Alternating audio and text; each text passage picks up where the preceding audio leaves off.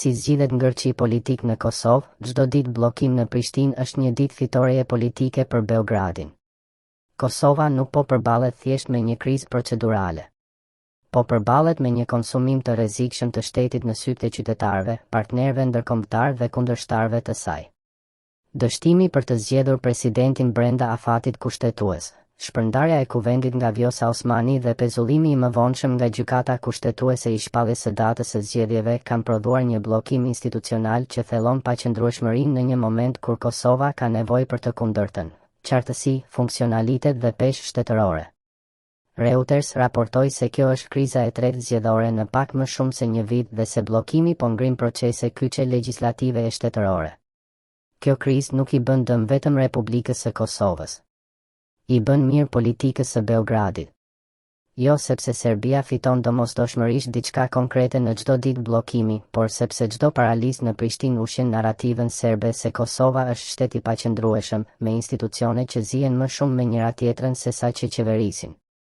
Kur Prishtina harxhon energjinë në bllokim procedural, ajo humbet kohë politike, humbet kredibilitet ndërkombëtar dhe humbet aftësinë për të imponuar agjendën e vet në dialog, siguri dhe integrim. Kjo është pikërisht hapësira ku Beogradi ndihet më rehat, jo përballë një Kosove të fortë, por përballë një Kosove të shpërqendruar. Kjo është një inferencë politike, por ajo mbështetet te fakti se bllokimet e përsëritura në Kosovë kanë vonuar qeverisjen, buxhetin dhe financimet ndërkombëtare. Thelbi i ngërçit është i thjeshtë, sistemi kushtetues i Kosovës kërkon jo vetëm shumicë politike, por edhe minimum bashkëpunimi institucional. Presidenti nuk zgjidhet vetëm me numra të njëanshëm, duhet quorum i lartë dhe pjesëmarrje e mjaftueshme në sallë. Reuters theksoi se pikërisht ky mekanizëm e bën procesin të cenueshëm nga bojkotet dhe bllokimet. Pra, problemi nuk është vetëm mungesa e votave, problemi është mungesa e vullnetit për të mos e përdorur kushtetutën si armë taktike. Kur secila palë hyn në sallë vetëm për të mos lejuar tjetrën të fitojë, sistemi pushon së funksionuari si republikë parlamentare dhe kthehet në arenë konsumimi reciprok. Zgjidhja e parë, më e menjëhershmja dhe më seriozja, është marrëveshja për një president konsensual. Kjo është rruga më e pastër për të shmangur ciklin absurd zgjedhje, bllokim, zgjedhje. Kandidati i shumicës nuk po kalon, opozita nuk po lëshon, shteti nuk mund të mbetet peng i një emri. Kur një figurë nuk arrin të prodhojë shumicë kushtetuese, atëherë bara kalon nga egojat e përgjegjësia. Kosova ka nevojë për një figurë që nuk e lexon presidencën si trofe partie, por si nyj stabiliteti. Nëse partitë nuk e kuptojnë këtë, atëherë po pranojnë vetë se u intereson më shumë konsumimi i kundërshtarit se sa ruajtja e shtetit. Reuters raportoi se opozita ka kërkuar qartë kandidat konsensual dhe ka refuzuar kandidaturën e propozuar nga shumica.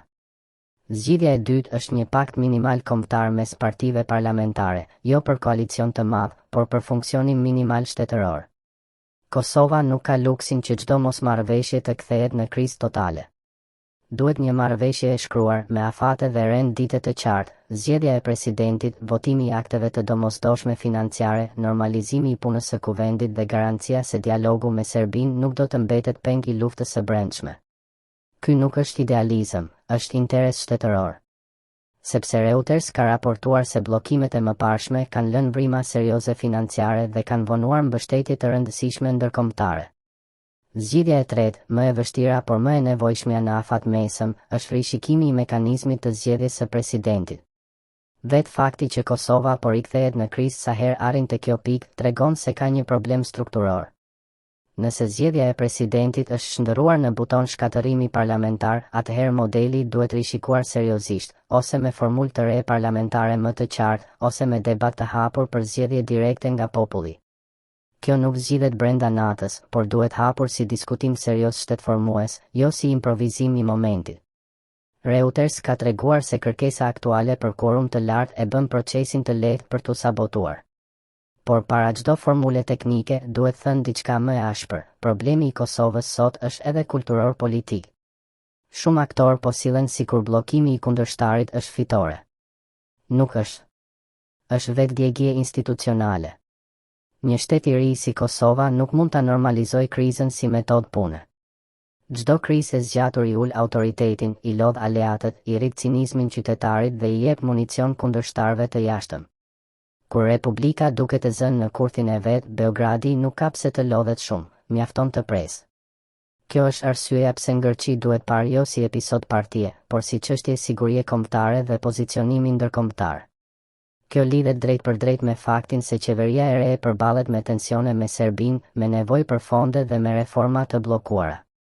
Në fund, zgjidhja nuk është misterioze. Ajo është e vështirë, por e qartë. Kosova duhet të prodhojë kompromis pa u dorëzuar, stabilitet pa stagnim dhe institucione që funksionojnë pa u kthyer në peng të kalkulimeve të ditës.